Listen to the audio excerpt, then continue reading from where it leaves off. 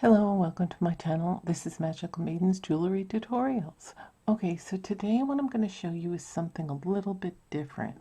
Now, what I have for you is I have this big pendant that I've been making things out of. It's 40 by 30 actually. Then I have this cardstock. It's glitter cardstock. I use this on my clock. Some of you might have seen that when I had to fix a clock my sister sent me. My husband and I picked that out. So you're going to have to cut one piece of the cardstock that's going to fit in here, okay? Now this comes with a glass cabochon, but I'm not going to use the glass cabochon. Okay, how I did that was I got a smaller one and I traced it, because see how this fits in there? And I just traced it. Now I cut it, but I had to cut it a little extra. Then I had to hold it here and gently and slowly with a very small scissors. These are like fingernail cuticle cutter scissors. I can talk. And you're supposed to just quiet, just as carefully as you can do that. Now another way to do that is if you had a piece of chalk, you could put it on the outer edge. Okay, just a piece of chalk, and then go on the back of the cardstock and make an imprint. And then you can clean the pendant off after that and cut it. And you want to cut a few just in case you make a mess, but that's the best way to do it, okay? So that's how I cut it. Now what I'm going to do is I have to clean this. This used to be off of an old, I don't know, picture that I had that said I love you, and it's from an ex, so I didn't want to use it anymore. And it was like this, and then the words were around it. So I utilized the rose, and what I'm going to do is make a 3D effect, okay? So some people use polymer clay for this, but you don't always have to do what other people do. Make it unique so it's one of a kind. So that's what I'm going to do. So let's get started. Okay, so now what we're going to do is I'm going to move this out of the way. And this was only $1.99, by the way, at Hobby Lobby. It's from the Paper Studio, and it's called Solid Glitter Black. The number is 982504 if you want to try this and go into Hobby Lobby.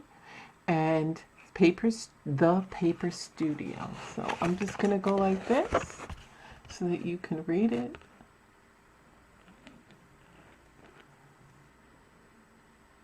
Now the first thing you want to do is glue this in, okay? So we're going to get some E6000 glue.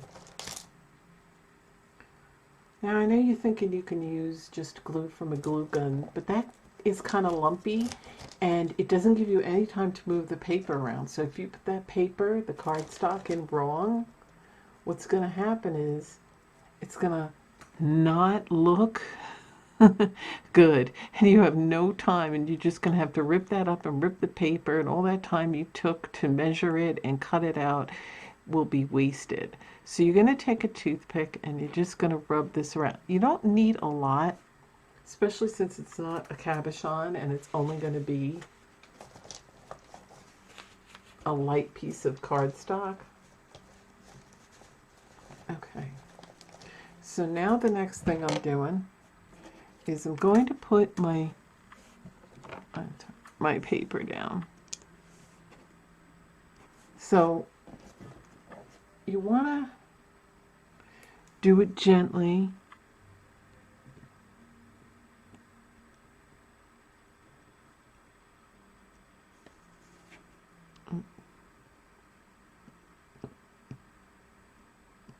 Kind of push it in. Whatever you got to use. If you want to use a toothpick, you want to make sure that it's in there. Okay, so I'm just using my tool, but very gently. You don't want to poke through the cardstock. Luckily, the cardstock is pretty sturdy. Okay, Now that you have that, it should look something like this. Look at that. That alone looks nice. And then you could actually Mod Podge this and put a glass cabochon over it. See? I'll show you what that looks like. Okay, so this has got to dry.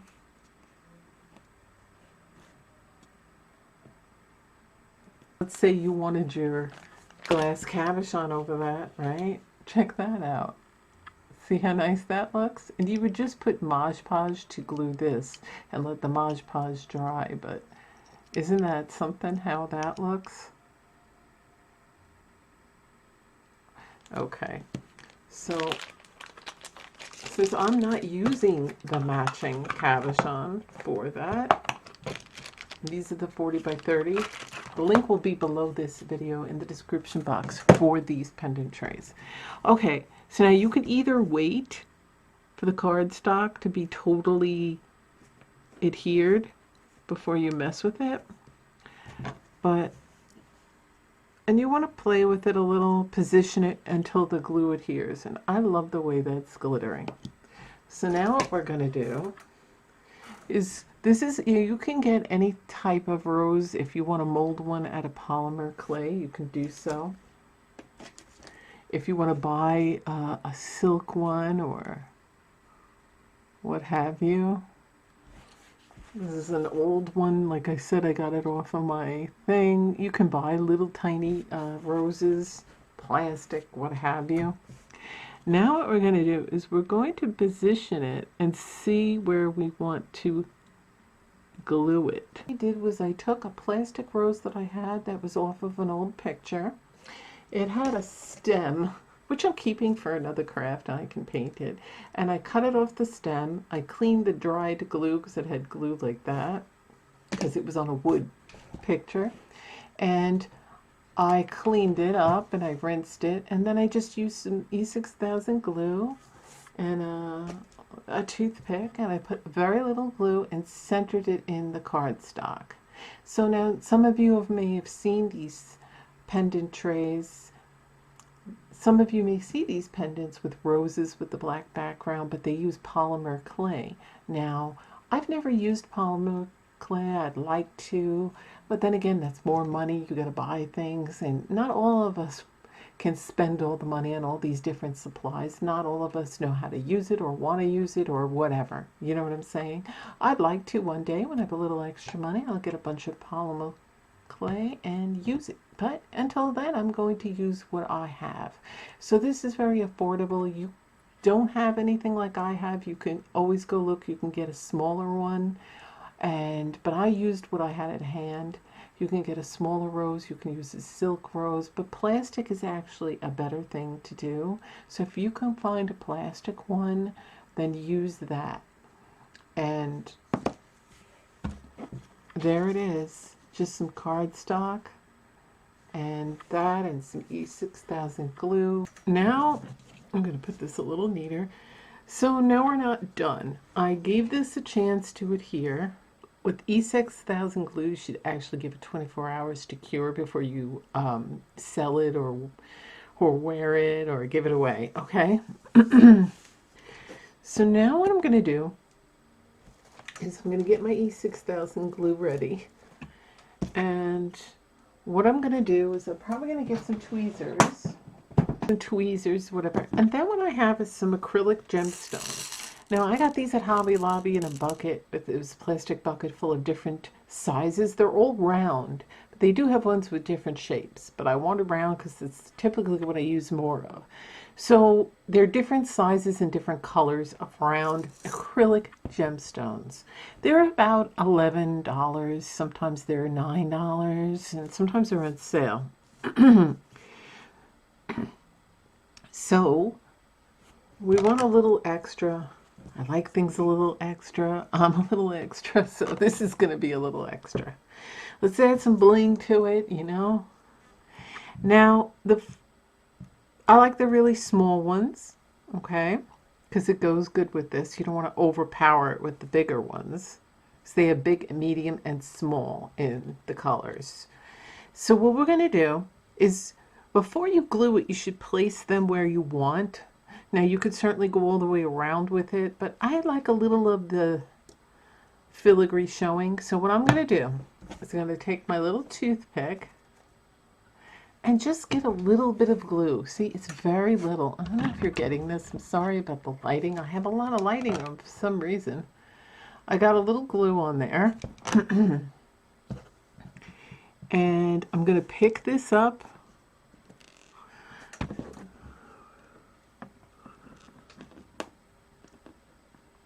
So I know where I'm going to put all this.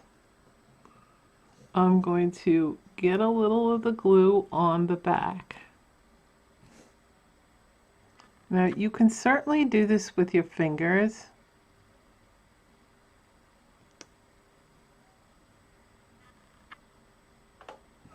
But it's actually easy. And you want another toothpick just to help you guide. Now don't worry if you get some glue. We can get a clean Q-tip later and wipe around. See? So you want like a clean toothpick.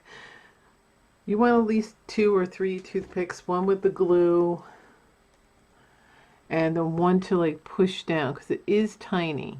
Okay. So now I'm going to leave a space and put one right here and then another space. That's the way I decided to do it. So I've got to get some glue on my toothpick. Okay, so this is what it looks like. And this is the placement. I didn't put it all around the place, and I wanted some of the filigree that is around the pendant to be exposed to show you it. And I didn't want it too busy with the rhinestone. I didn't want it too busy with the acrylic gemstones, but look at that. Isn't that nice? I happen to like that, and I love the glittery cardstock behind it. Now what I'm going to do is I'm going to create a nice chain to go with it. So I'm going to let this sit and dry because everything else has to dry as well. The cardstock is still drying. The rose is still drying, so I don't want to handle this too much. Now when you're done, you want to take a soft item like a Q-tip and go around, and then the point of a clean toothpick and kind of scrape any glue that you might have gotten on the rhinestones because they are very small and it is hard to, you know, mess with it. But that's this, what it looks like. I'm going to put that over here. So there it is. Okay, so to make the chain for this, it's kind of Victorian in a way and kind of Gothic with the flower, you know, with the rose and everything and all the red and the black. So I got some filigree that I had painted. It was originally gold, and I show you that in my jewelry tutorial playlist. The set that I got, it came with stars and crescent moons and different shapes, but unfortunately it was only in gold, and I don't really like gold, so I don't really use it. So I spray painted it with a Mira finish spray paint that was like $4 at Home Depot. So if you can find a silver Mira finish, you can spray paint these lightly, get like a wire and hang them, make a few little things to hang them with tacks and like a hook at the end of each wire. And because it's filigree, it's got a lot of openings, so you can hang them there and then lightly spray paint it and then turn it around and you can get both sides. So it's very easy to do. So I'm going to get a piece of wire. Hopefully it can fit through, because this is a bit thicker.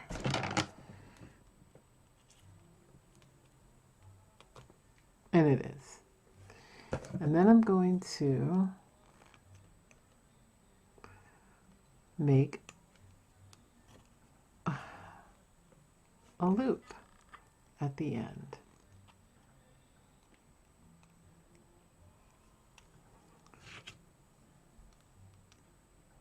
Okay, now I'm going to cut the excess off.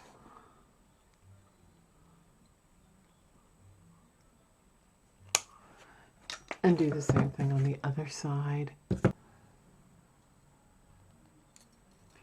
And it's simple. Just take a 6mm jump ring and attach it. Now this side's simple. The other one's going to be a little complicated. Okay. So now I want to do this one. So I might have to use that, but I don't want it to look ugly like that. So I might have to use 2 jump rings for the bottom part. Okay. And this worked out fine. So I'm going to repeat this. So all I did was I took 1 6mm. I took a piece of wire. I have like 14 gauge here, but you can use thinner. And I made 2 hoops at the end. 2 loops or hoops. Then I connected a 6mm jump ring to the filigree opening. Then I took 2 6mm jump rings and then connected a third 6mm jump ring up and went right into the opening, and that's what it looks like. So I'm going to repeat that on the other side off camera, and I'm going to let you see what that looks like. Okay, so this is what I got so far. I've connected the other side. Now what I want to do is kind of bend this like that. These are flexible. Just remember, you want them flexible. Okay, but I don't want them to. Now, eventually what I'm going to do is I'm going to put either some beads or a chain and then a clasp. You know, a jump ring, another 6mm jump ring, a clasp, and then the other side another 6mm jump ring. But I want to see how it's going to sit and how far I want it before I do that. So I'm not done with it even after that. There's some adornments we're going to add to this. So I'm going to take my mirror and I'm going to go try it on. You're not going to see that part, but okay. So I've gone ahead and cut the 4-inch pieces of chain from both sides. And what I'm going to do is I'm going to get 2 6mm jump rings. They're getting stuck in my nails. And I'm going to go ahead and attach them to the other end of this filigree. Now, I could add beads, but I think this is ornate enough, and I wanted to add some red and black beads over here. Later on, I may do that. I may add just 2 red beads somewhere, but I don't know. I kind of want just the filigree.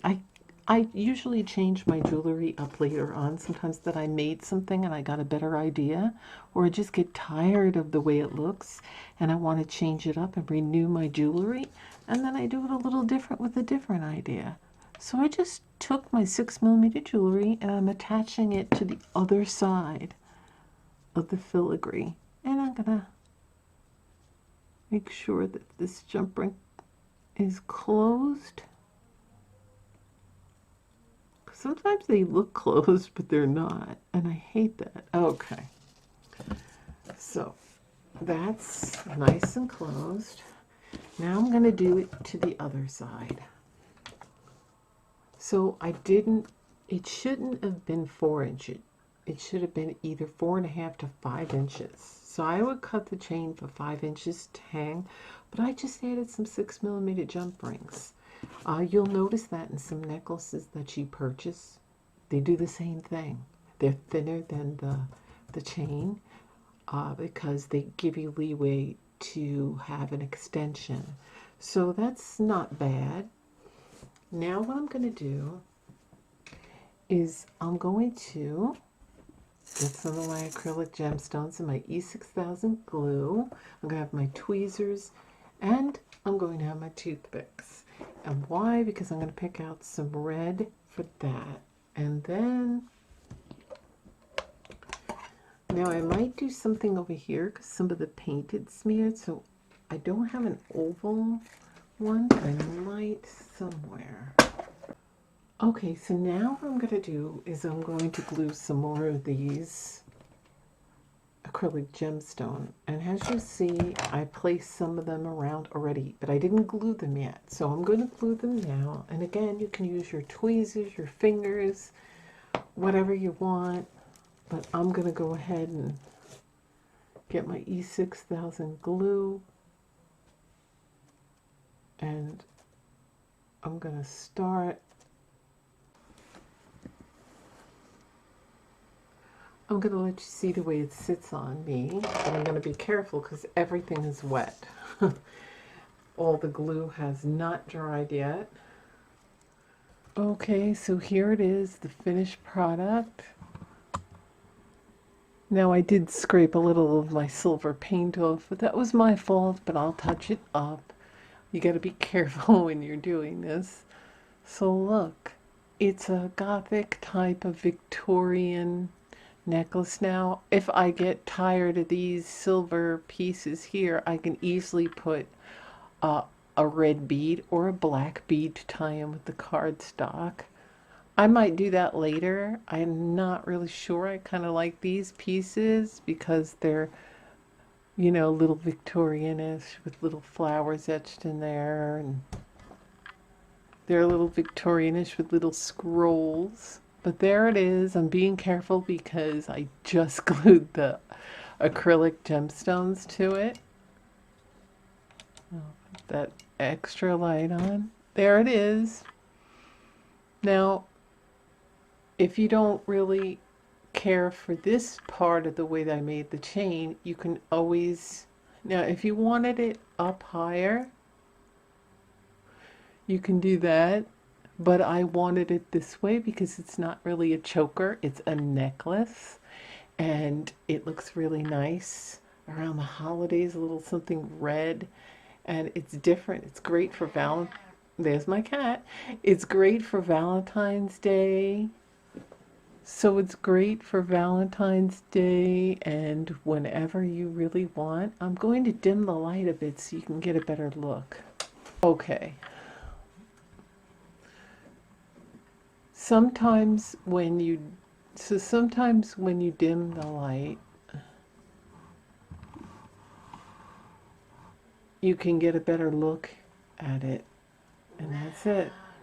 Yes, Rudy. He's tired of mommy being in here doing crafts. So that's the way it looks. It's your Gothic Victorian rose pendant necklace. Remember, it's very, and you know, it's very affordable. It's very easy to do, and you can do it relatively fast. The pendant is easy and fast to do. Look for a plastic rose, like I said, or even a silk one if you want, but I think it looks better with a plastic one. If you're good with polymer clay, you could also do that, but I would definitely still use that cardstock because look at the way that glitters. It's just so nice, and I really like it. And it's great if you wear your hair up. You can do it all fancy, and it's a bit Gothic, but a bit Victorian at the same time. And I really love it. I think I'm going to be wearing this, probably in one of my videos. I'll be wearing this soon. So I hope you enjoyed this. So I hope you enjoyed this jewelry tutorial on how to make this Gothic Victorian necklace. And if you did, please give it a like. Remember to subscribe and hit that notification bell so that you're notified when I upload my newest content. So I'm going to go. So thanks for watching.